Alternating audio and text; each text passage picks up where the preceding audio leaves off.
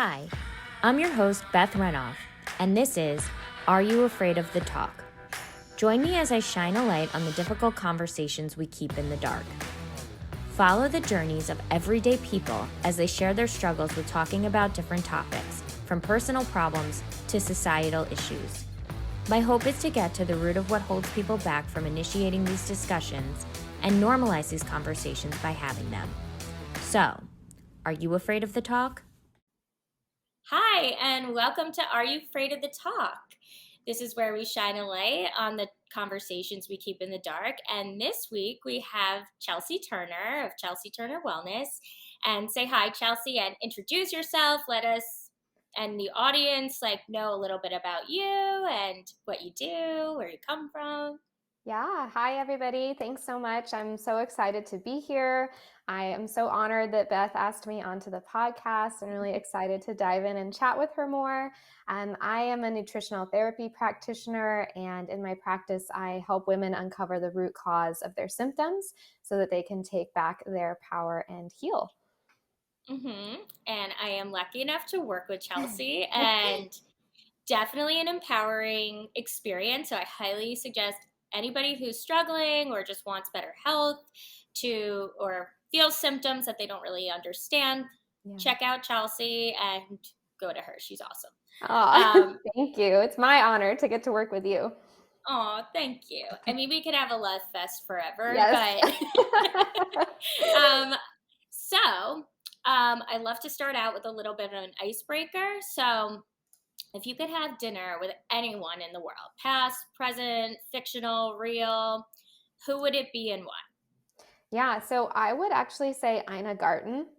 Oh my God, Um, I love her. yes, I love her. I feel like she is just like the queen, because she's fabulous. So, I mean, Yes. I grew up like watching her on Food Uh-huh. Network, with my mom, and so much of how I learned how to cook really came from her Mm-hmm. inspiration. I just love her and her like simplistic attitude about things. Mm-hmm. Love like her story with her husband, and just, I know. I think she just has such a beautiful life and like way about her. And Uh-huh. her food, of course, is Oh my, amazing. Her yes. Hamptons house, her garden, like so much inspo. Yeah, so I would love to have dinner with her. Oh, that's awesome. And that maybe you could have, right? Yeah, You yeah, never know. yeah, you never It's know. it's really funny because my mother-in-law is her. Oh Like they my look gosh. alike. She's an amazing cook. She always makes her recipes and like a little twist on her recipes. So we call Yes. her Ina. Oh, I love that. I love that. So if you can't go to the real one, you can always meet my mother-in-law and have Yes, like the that fake would be one. amazing. Yeah, I mean, she's awesome. I love her. I love cooking. So I Yeah. often use her recipes. And I mean, I feel like that's taboo with you right now because I shouldn't be eating some of the ingredients in there. But He does, yeah, definitely have some things in there that yeah, could be a little inflammatory, but we can always make swaps. right, exactly. So I'm Yeah. learning to do that. But I guess tell me about something that's easy to talk about for you. And Yes. why is it easy? So I think it would have to be just my work. Mm-hmm. I absolutely love what I do as a nutritional therapy practitioner. I could talk about nutrition and taking a root cause approach to health for days or like all day long. And I often do. And I'm sure it drives my family and friends crazy. I've definitely become known as like that person who talks Uh-huh. about, like some of these things that can be considered a little taboo in the world of health, Mm-hmm. parasites, like things like that, opening drainage pathways on the regular. But yeah, I could talk about that for days. I'm just so incredibly passionate about really educating women on the Mm-hmm. what and the why behind the imbalances in their body, instead of just, giving them the how or just like handing them a protocol. And that's because I really want people to, walk away from working with me really feeling empowered, like that they have the tools they need to really better understand their health so they Mm-hmm. can take back their own power and really become their own healers. So I just love educating and empowering people when it comes to their health. That's amazing. And Yeah. what do you think makes it easy for you to talk about? Because there is a lot of criticism about it and skepticism. what for Yeah. you makes it like not fearful about coming out and being confident about what you know and how you can help? Like Yeah. why is that easy? Yeah, it's a great question. I think, initially, I don't think it was easy. It's something Mhm. that, and I'm sure we'll get into that, something that I kind of had to really work through. But, I have made such strides in my own healing journey and really been through a lot of struggle. And I think, like, when I initially started, before I started my practice, before I even knew that I wanted to do this for work, I went on Instagram and I started sharing my story, which was really difficult to do. Like, it was really difficult to open up and talk about these things because they're really personal. But in doing that, it opened this like floodgate of people who I Mhm. realized were just in really similar situation as I was. And that just opened my eyes to see that, like, okay, I'm not the only one. I'm not alone here. There's so many people who are in the same situation, who are struggling with their health, who don't know what's going on with their symptoms, like don't know why they're having these types of symptoms, and they really need help. And so that's what really opened me up to want to share more, Mhm. and want to talk about these things more and just like educate and really empower and move into that way of being versus being afraid to talk about these things. Right. And I think fear stops us from so much, Absolutely. opening up, trying to help people, understanding things more. Cause sometimes we're like afraid of like, what am I going to find out? Right. So, and I think also you saw like a reward from it. It's like you probably didn't feel as isolated, and you saw that other people were like, oh my god, thank you. There was like Yes. gratitude there, which is like a Yeah. ding ding ding for the brain, and it's like, ooh, this feels good, so it's like motivating. Exactly. Yeah, Yeah. and that I think in itself is like empowering to me, right? And being able to help other people and being able to open up and share about something so vulnerable with myself was really like a growth opportunity for me. So, Mhm. yeah, absolutely. How do you think you got yourself to be comfortable with that vulnerability? I don't know. I feel like you have to just kind of get out there and start sharing. Like, I think that there's so much power in being able to share our stories. Like, in sharing your own story, not only are you helping yourself like work through that and heal through that, but you're helping other people on their own journey as well. And so, you know, I think I just one day just like started, and it was kind of gradual, and I just let myself feel like more comfortable with it and Mhm. just started opening up like a little bit more and a little bit more. So, Mhm. And I love that because that's like what I talk about with my clients is like you have to break things down. And there right. probably was like a subconscious or just subconscious like Yeah. process of you pre-contemplating, contemplating, taking action, and you have to break things down in steps. So Right. something in the back of your mind or subconsciously it was like I need some sort of change. I Mhm. need, you know, I don't know what's going on, but something's pulling me towards this. Right. And it was probably feeling more comfortable with yourself. And there Yeah. had to have been self work on that end for you to be able to do it. So, you know, Absolutely. I think breaking things down and being like little by little, like you didn't need to dive in Right. and, immediately when you had the thought, be like, okay, I'm going to share everything because that's really scary. Right. Yeah. So I Kind of. love the partializing and like being like I'm going to take this step then this step, and sometimes it's subconscious, sometimes it's conscious, because I think once you actually were able to be vulnerable and got like the Yeah. reception that you got, it was like, okay, what's my next step?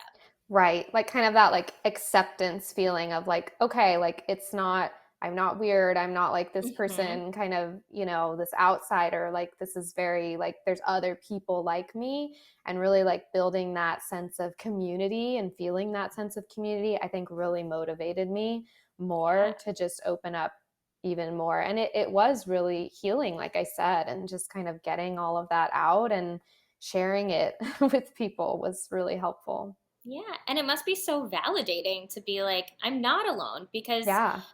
chronic illness or any illness, can really make you feel so isolated, and Yes. that sparks depression and sparks anxiety. And when you Yeah. can like just put yourself out there a little bit, or even just go and put yourself out there to go search for other people like it, Right. is so healing and validating and understanding, oh my God, I'm not the only person who Right. experiences this, Yeah. So that's Yeah. really amazing. And, I wish we could all like kind of publish our blueprint of our Yeah. brain of like how we got there. But, Yeah. everybody's experience is different. But it sounds like yours, like, thank God, because you're helping so many Aw. people. Thank you. You're welcome.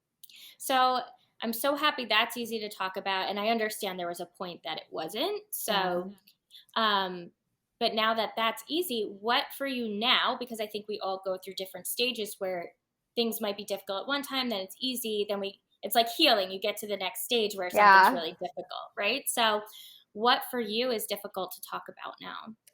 I think, it's always been kind of hard for me and still is to talk about my life growing up.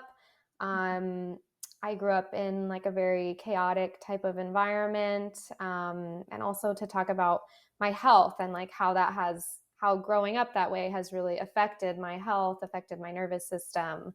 Yeah, I would say like that's probably the topic. Mm-hmm. And just for like other people, and if you feel comfortable, like what does chaotic mean? Yeah, so growing up, my parents argued a lot, like they fought a lot. It's nothing physical, which I'm grateful for, but it was a lot of just verbal abuse, I'll say, like a lot of arguing every single day. I mean, just constant like yelling in our home. And so just very like ungrounding, very unsettling. Yeah, I would say like that's kind of the chaos Mm-hmm. piece of it. And what would happen to you if you can even remember when you would hear that? Yeah, I mean, I remember as a kid, like I spent a lot of time like in my room. I had a TV in my room, and so I would have that on a lot of the time because I didn't really want to like hear it and would want to kind of just like drown out the noise. I remember like I had this really cute like windowsill in my room growing up, and I would like sit there and just kind of look out. Our house was like at the bottom of a hill at a cul-de-sac, and so I would like kind of look up the street and just always like look out there and just think to myself like, one day like I'm going to be grown up and like I'm going to be able to do my own thing and like create my own life, and I'm going to be able to kind of get away from like all of this. And so that I think was kind of my escape when I was young. When I got older, when I was in middle school, high school, like I definitely think I rebelled a lot. I was never wanted to be home. I like always wanted to be at friends' houses or my boyfriend's house. Yeah, that's kind of how I remember growing up, just Mm-hmm. trying to like avoid that, like escape that, I guess is a good word for it. Right. So it sounds like it put you in like a sympathetic phase Oh, yeah. where you were just trying to flee. Yes. Yeah. Yeah. And do you see that in your life now? Yeah. So that's a good question. I feel like I've done a lot of work in this area, but it's still something that's definitely a struggle for me. Or I don't know if struggle is really the right word. It's more like, well, I guess I'll explain. So my whole life, I feel like looking back on it now, I have this like awareness of it. At the time, of course, I didn't. Right. But looking back on it now, I see that chaotic like environment that I grew up in, I think did put me into this constant state of like being in sympathetic stress response where like I'm just constantly in fight or flight, right? Mm-hmm. It made me like an incredible problem solver. Mm-hmm. So, I gained strengths from that experience, I think. But what I'm trying to say is that chaos kind of led me to seek that out in lots Mm-hmm. of other ways in my life. So through relationships, definitely through work experiences, probably is like number one for me, or just kind of creating like problems of my own is something that, yeah, it's vulnerable for me to say that, but that's Thank definitely you. something, yeah, that's like deep rooted in me. I will kind of like make an issue out of like nothing. And I think it's because that's very normal to Mm-hmm. me, and it in a way like feels safe because it's what what we've been conditioned to think is like safe when you're growing up in an environment like that. So Absolutely. yeah, that's probably been the biggest thing, like just seeking out really chaotic relationships, work environments. Before I started my career now working with women and launching my own business, I worked in the corporate world and I was just always trying to climb and always getting into very chaotic work Mm-hmm. environments. My last position was I worked in communications and PR for a large school district actually. And so it was just a ton of like constantly putting out fires, communicating all sorts of things to families, and just really being that like go-to person of like, okay, here's a problem, how do we like make this go away, or how do we like solve this for the masses, how do we communicate this, what do we do? So truly like in a crisis type of communication response, like we would get bomb threats and like gun threats, Mm-hmm. like all sorts of things like that. And when those things would happen, I thought that that type of work environment made me feel lit up. Like Mm-hmm. because I immediately was like, yes, like I'm so good at this, like I'm thriving, like let me get in there and solve this Mm-hmm. problem. But looking back now, it's like I see that was just so misaligned for me. That was really just what I was conditioned to believe. Like, yes, I have strengths in those areas, but it's not what I want. And it's not what Right. feels like in alignment for me. It's actually completely the opposite of how I feel that I truly am.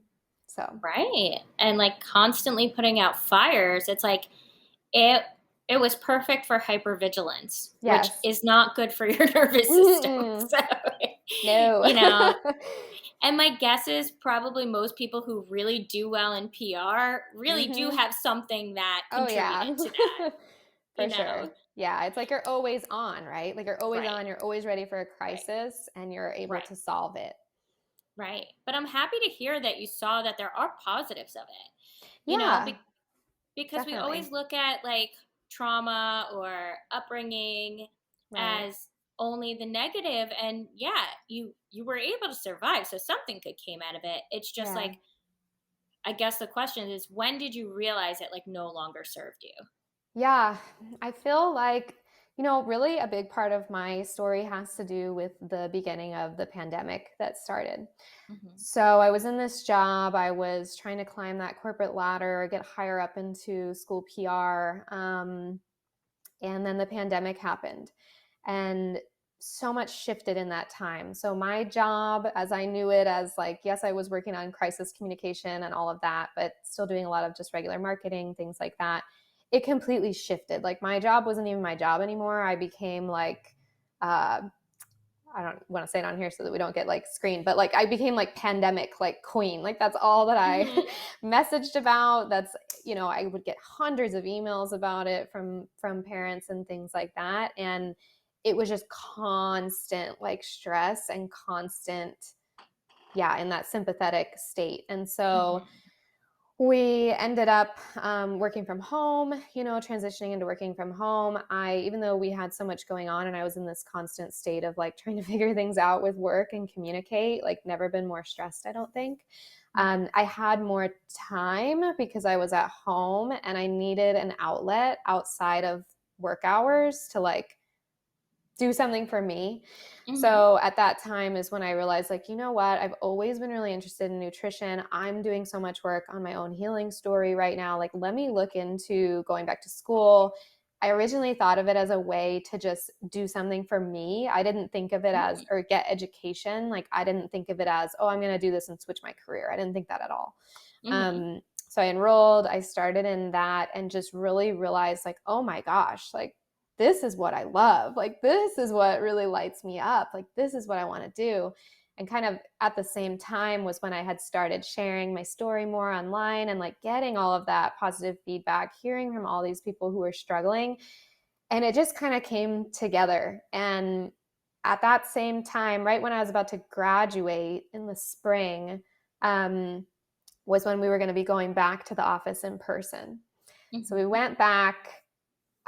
Like, I can't even tell you the stress that I felt in my whole body. Like, it's like my body was like no, like Mm-hmm. you can't be in this building, like you can't be in this office, you can't be working with these people. Like every sign that I could get from my body was just screaming at me, like, no, this isn't what you should be doing. And I felt such a strong energetic pull towards like, maybe I should do this as a career. Like maybe I Mm-hmm. should just let all of this go and just like do this. Like what would happen, you know? And my whole life, like I have always gotten in my own way. I'm a massive overthinker, I think, from being in that like chaotic environment, lots of stress. And, really my husband is the one who said it to me. And he's like, you know what, like you should just do this. Cause I was thinking about like, well, I'll stay where I'm at and maybe I'll take like a client on the side and I'll just do it for like fun and to like help people, and just kind of have that as like a side business. And he was like, no, like you're the type of person, like you've got to go all in, like you've got to like serve people and like you should just do it. And so he really pushed me forward. And that was a scary time for me. That was very scary Mm-hmm. to leave. But that's basically what I did. I didn't have any clients yet. I didn't have anything set up. And I just was like, you know what? I'm putting in my notice. Like I'm launching my own business. I have no idea what I'm doing. And I just did it. And Mm-hmm. in doing that, like it was stressful, but once I did it, it was like this weight just like lifted off of me. And I have never felt more like in my own body, like more like in alignment. And so that's probably when I knew, like, I was like, okay, like, this is Right. what's meant for me, you know? Right. So, like a few things come up for me. Yeah. One, when the pandemic hit, it was like everybody was almost in the place that you were your whole life. And Yes. then they were like dumping on you. So it Yes. probably was like your body and your brain are like, this is too much of the familiar, right? Yes. Because really what you're seeking out, we can call it safety, but we could also just call it familiarity and Yes. comfortability, Yeah. because that's just what you're used to. Yep. And then, you said my body was screaming. How did you know? Because I think this is the most important thing that people ignore is when your body is telling you something and you just completely ignore it. Like, what did that look like for you? Where did you feel it? Like, how did you know it was screaming at you? Yeah. So, I mentioned that I was kind of through this time. I mean, for years, I've been going through my own healing journey, right? And so, really, like everything kind of hit the fan for me symptom wise, like Mhm. in that time. Like gosh, like my whole body just felt like tight and pain and just like just so much stress and like anxiety, like um yeah, just like so many things like that kind of shifted for me. A lot of like stomach issues and just all sorts of different chronic symptoms started popping up and becoming like much more intense for me. And I remember like driving into my office, like I'd be in the car and I'd be kind of sweaty and just like tightened up, and I could feel like I'd get to the office and feel like my shoulders were like this. Yes.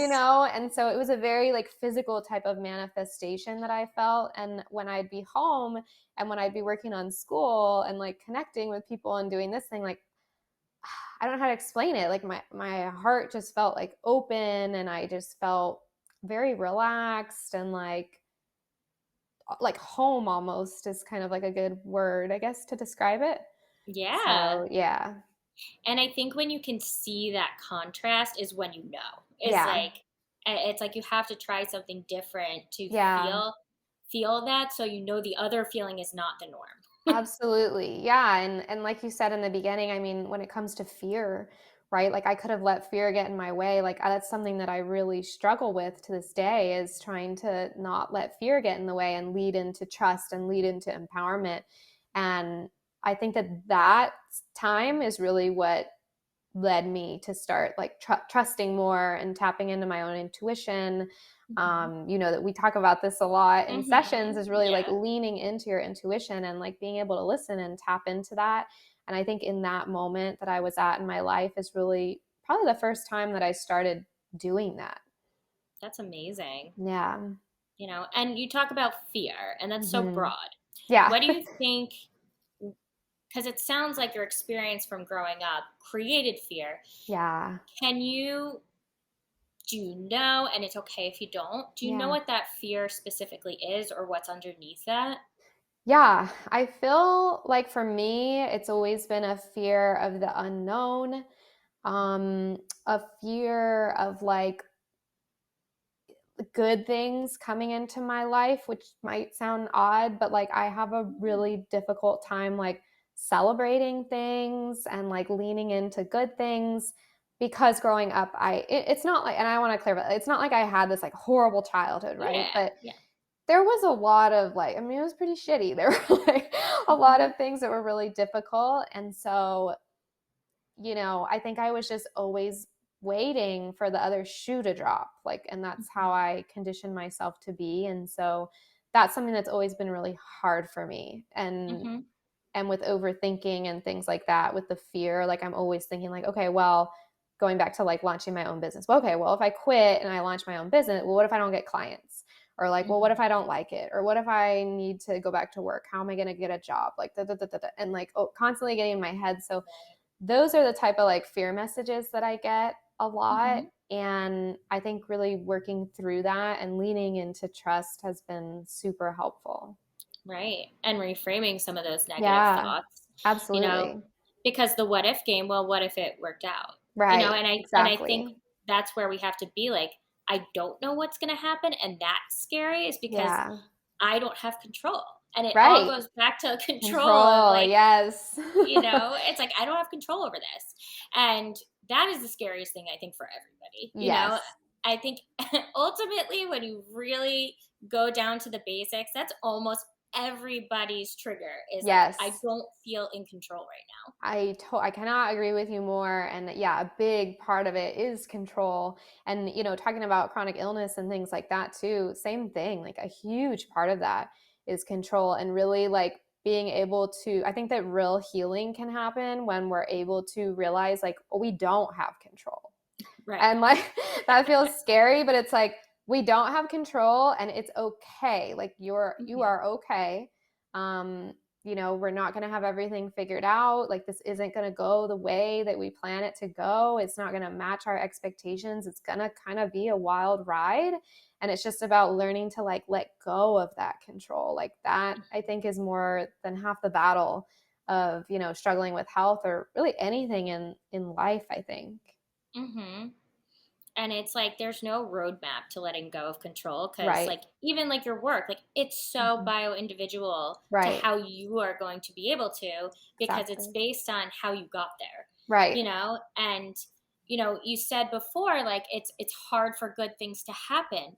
Was that because, and I'm just guessing, I don't know, this could be totally wrong, Yeah. were there cycles with your parents where it was good and then they'd have a blow up, and it was, when things would Yeah. feel, maybe they'd argue every day, but it'd be less. And you're like, oh, things are getting better. And then they'd get worse. Yeah. I think for me, it'd be like, I wouldn't say cycling with them, but more like cycling with just like the vibe, like in our house, I get, or Hmm. like what we were doing as a family type of thing. Like, like, okay, like we're going to go out as a family like for a day or like something Hmm. like that, and it's like, okay, cool, like, or to Disneyland, like that's a great example. So Hmm. like, okay, we're gonna go to Disneyland, cool, we're gonna have this good day. And it'd be like, I wouldn't really get there though in my head. Like I'd wake up as a child and be like, okay, we're going to Disneyland. It's like as a little kid you're like, you should be like, yes, like we're going to Disneyland, this is awesome, like da-da. But I'd be like, okay, we're going to Disneyland today, like, well, how's this gonna go? Is like mom gonna be like this, or is dad gonna be like this? Like how, like, do I want to get excited? Not really, because I'm kind of like helping myself Protecting. feel safe and being like, I'm just going to be kind of like mellow and we're just going to see how the day goes. And so that's really how I grew up a lot. Okay. So it was like Yes. anticipatory, and Yes. that's probably most people's anxiety anyway. But I think Yeah. with letting the shoe drop, it's like, what's going to go wrong? What's going to go wrong? What's going to happen? Like, what's going to change? What's going to shift? Like, what's going to take this moment that should be a feel good moment and make it a bad moment? Because I've learned that most moments are bad or scary. Right. Did you internalize that to be like, I'm not worthy of good things? Definitely. Yeah. I think that I definitely did that. That's definitely like a limiting belief that I really like struggle through. And I also think, you know, in internalizing that somehow, I think it became like a message of like that I'm not good enough. And so I've always had trouble with like, you know, I'm a very big like overachiever and like wanting to succeed and wanting to like do all these things. But in the back of my mind, I always have this voice of like, right, like, well, what's going to go wrong? Like what, you know, what's going to happen? And that has always held me back. So it's been a challenge, continuous challenge to really work through that versus let Yeah. it scare me and hold me back, you know? Right. Well, it sounds like you're doing such a good job of tackling that fear, Thank you. and I think it's really hard because those aren't, again, like you don't have a roadmap for that. Like Right. it's like doing different things. Because, like, if you looked at yourself on paper, you're Mm-hmm. achieving, you are Yeah. successful, but you're human, and Right. we have to like realize that at the end of the day, like you're a human being, and there are going to be moments where our past comes up, but that doesn't mean we haven't made progress. Right. Yeah. And seeing how that manifests in different things, like, are you a people pleaser? Mm-hmm. Yeah, and it's For so sure. interesting, like how that translates, right? It's like, how do I receive love and good things and feel safe and get my needs met? Is okay, well, if I do this, then I will feel okay because I'm making someone else happy and maybe Right. bad things won't happen to me, you know? Mm-hmm. Yeah, definitely. And I think even just with waiting for something bad to happen, you've clearly worked on that, right? So Yeah. it might still be present, but Yeah. what have you done to help face that fear head on? Yeah, you know, I feel like just let working to like slowly let go of that control and just tell myself that like it's okay if things don't go the way that I plan them to go. Like I have just started learning that like that's life. It's not just me who feels that way. Like it's not something that's happening to me.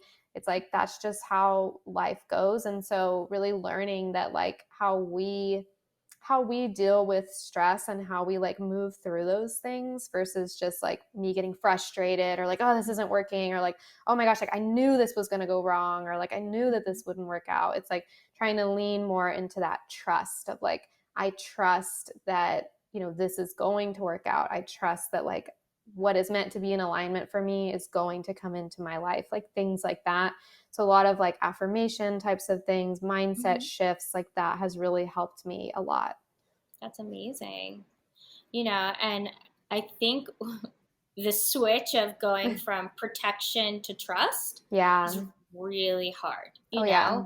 because you have to sit with the really uncomfortable Yes. feelings Yes. of, okay, like, I consciously know now that this doesn't mean it's true because I'm telling myself that, but Right. it feels really anxiety provoking. It feels really uncomfortable that I have to sit here now and wait to see if something bad happens because I'm going to trust myself. I'm not Right. going to give into the self protection because I'm afraid of rejection. I'm afraid of being disappointed. Hmm. Yeah. You're trusting, and then that's widening your window of tolerance. Yeah. And it's like taking those small steps. And did you start out with something small to trust yourself with, or was it just kind of organic, like you saw it happen? I think it just kind of happened. I think just like over time, it's been something that I have definitely worked on. But, you know, the work that I've done, like I have done a lot of work on allowing myself to like feel my Mm-hmm. feelings, like you said, and really like let them be there and like work through them. You know, growing up, like I was always like a very private person. And I think that's a lot of because of how I grew up, and I felt different and I felt like embarrassed, and you know, I just didn't want to talk about a lot of that stuff, and I also was taught not to talk about feelings and like to always be very strong, and like, you know, I come from like a big Italian family, and that's definitely something that was passed down. And so I learned how to keep everything in, and you know, my feelings, emotions, what I was going through. And I really think that that's part of what led me to developing a chronic illness, was like keeping all of that in, keeping all that bottled up.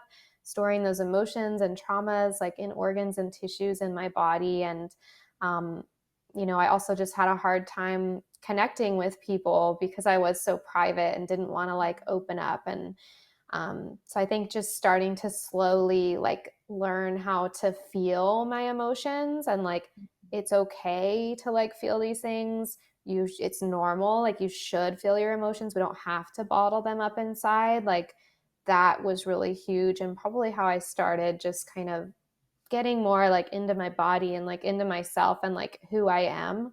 Because I think a lot of that, like pushing all that down is like something that is learned of like, okay, well, I'm being told that I can't share, that I can't cry or like whatever, I have to be strong. And so it's like learning how to just be, I guess Right. is the Well, best way to say it. yeah, well, there's like two processes. It's unlearning what you Yes. were taught, Yes. and that's so hard because it's like how many years were you processing and Yeah. internalizing that as correct behavior and what you should do, Mm-hmm. and then relearning a different way that and whatever feels good for you, right? Mm-hmm. And is tolerable Yeah. and doing it in your own way, which is unbelievable to ever be at the point where you can do that, right? Yeah. And it's okay if you're not there yet, like you can get there. And I think especially like just changing, because did you numb your emotions or you just completely avoided? I think I definitely like numbed them. Yeah. And In what avoidance there too. in what way did you numb? I think I like I said, I was rebellious a lot. So like I Hmm. would just I wasn't present in school. I like was very much into like my friends and boyfriends and like I sought out love, I think. And so relationships have always been like hard for me. I think I have always felt like I've needed to be in one, which I realized in college and kind of gave myself a break from that. But That's that amazing. and yeah, like with alcohol, I mean, I definitely started drinking alcohol at a really young age. I think that numbed a lot and just helped me feel like I was in a different place. But when I stopped really drinking like that, it was scary because it puts you more, when you're used to doing that, it puts you more like in your own body, right? Yeah. Um, and so I definitely had to work through that and feel safe in like doing that, like feel safe in being myself and like not having that as like a crutch, like I'll say. So those are And probably the main ways. how did you come to do that? Because that's so hard. I feel like, I just made a choice one day. I think that everything comes down to like making a choice. Like that's something that I have learned. Like we all have a choice in how we live our life and like how we want to embody ourselves and like what we want to be. And so one day I was just like, you know what? Like this isn't serving me. Like let me just try to like not do this and just go cold turkey. That's very much how I like. I'm very all or nothing Me too. type of person. So I'm like, I'm just gonna stop. And it was really hard, but like Sure. it felt amazing. I mean, it helped me get back into like who I was and like relearn, I guess, like who I was. That's amazing. Yeah. Was it a moment that you like felt like you hit rock bottom, or did something spark it or trigger it? I guess like thinking back, like just with what I struggled with chronic illness, that would probably be like the rock bottom moment. Mhm. Um, I've had like times in my life of just being so unwell that it's Mhm. like I was forced to take action in my lifestyle and my diet. And honestly, I'm grateful for those moments because I definitely wouldn't be where I'm at today if it weren't for those moments. And so, yeah, I think that had a lot to do with it. That's like unbelievable. And one thing I love that you said is that you made a choice. Hmm. Because I think people feel really stuck in their circumstances and Yeah. it's so easy. And I think you have to be in a victim stage at some Yes. point, I and totally agree. we talked about this. Yes. It's like it's okay. Like it's Yeah. not a bad thing, but it's never going to propel you forward. So, Right. and what I work on with my clients is understanding you have choices. You are making conscious choices sometimes when you feel like you're being forced to do something. Right. You Yeah. know? And a big part of that too is like I didn't do this work alone, like I had to open up and I had to get uncomfortable and get vulnerable and like find that source of community. I had to seek out help, and I hired practitioners and coaches and like to teach me really how to come back into balance, like how to help my body heal, how to learn about the nervous system, and like how to work through these things, because I think it's really difficult to try to do that work on your own. I think it's like so powerful to have someone guiding you. And I think the main reason why is because like when you're working with someone, like they create that like safe space for you. It's really hard to create that like on your own. So that definitely was transformational for me. Absolutely. And like you cannot do that on your own. Yeah. Like, I'm sorry. It's, and I love what you said. It's like they guide you. And Yes. I even say that to my clients, like, first meeting, I'm not the expert. You're the expert Right. on your life. Yes. Like no one else is an expert on your life but you. And Exactly. people come in to help you. And I think that's why we clicked, because you Yeah. weren't like, here's what you need to do. Here's like, let me tell you about your body. You're like, give me information. How Right. can I help you? And that is Exactly. so refreshing. And it doesn't have to just be in the physical health world, it can Right. be emotional health, it can be spirituality. Is Yeah. someone helping guide you, but ultimately you're leading the train.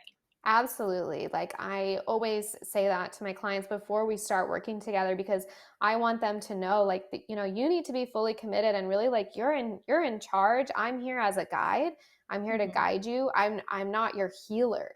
Right. You are your greatest healer, and that's really the message that I want women to feel when we're working together, is like giving you back that empowerment and teaching you how to step into that, because it's not something that you just wake up one day and you're just like, Right. okay.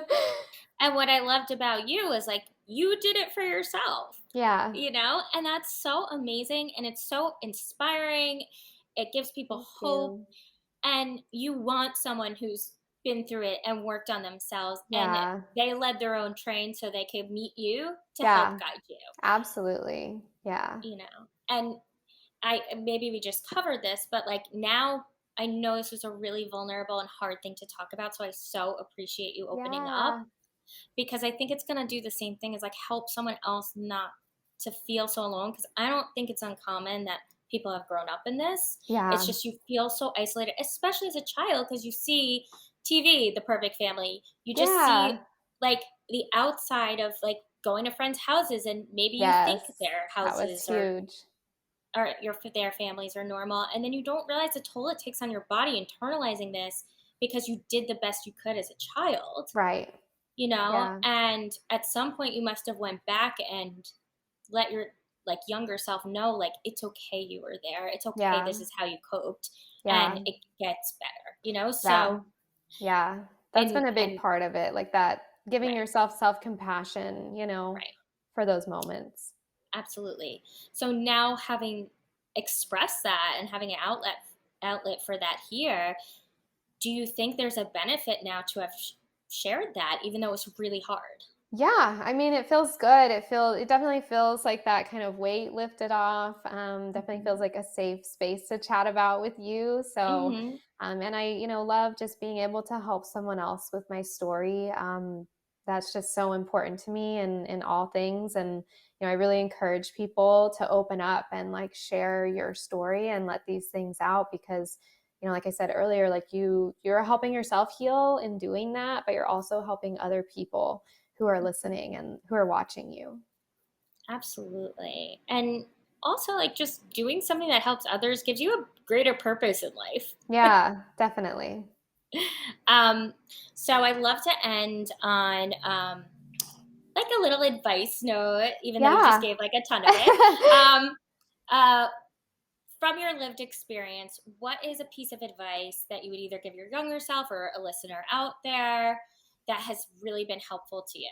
Yeah, so I feel like the main thing that I've learned over the years is that like if it weren't for my struggles, I wouldn't have found my strengths. And if I hadn't experienced those challenges and like worked through them, then I wouldn't be living the life that I live now. I wouldn't have created and embodied this life for myself. I wouldn't be helping other women do the same thing.